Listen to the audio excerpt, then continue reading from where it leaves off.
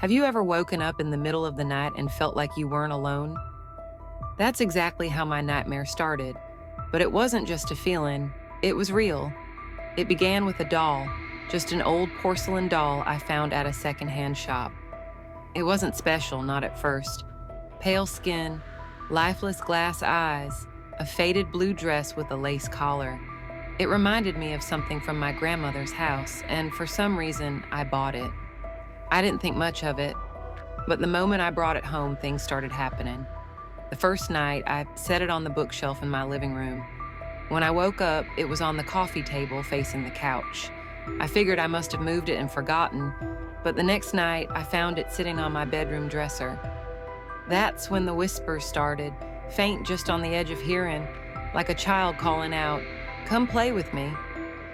At first, I thought it was my imagination, maybe a neighbor's kid, but the whispers got louder, closer. By the third night, I couldn't sleep. I locked the doll in a box and shoved it in the closet. That was my mistake.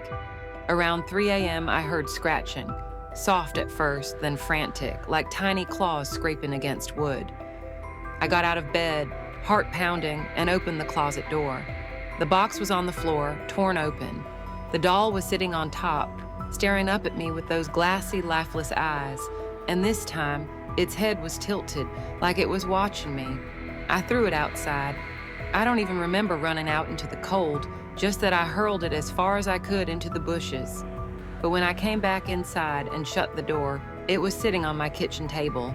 I couldn't breathe. I wanted to scream, but I couldn't. It wasn't just the doll anymore. There was something in it, something dark. I felt it watching me, not with curiosity, but with hate. I grabbed it and ran to the fireplace. I didn't care what it took. I was going to burn it. As the flames consumed it, the room shook violently, the lights flickered, and I heard the most blood-curdling scream I've ever heard in my life. It wasn't human. The doll was gone, but the silence that followed was worse. The house felt wrong, like something stayed behind. Every night since, I hear faint tapping on the walls.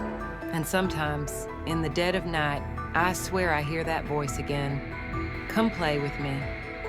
If you ever see a doll like that, do yourself a favor. Don't touch it, don't bring it home, and whatever you do, don't lock it away. Some things just don't want to stay hidden.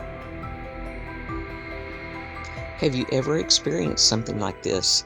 Let me know in the comments. Don't forget to like, subscribe, and hit the bell for more terrifying stories. And remember, some nightmares don't end when you wake up.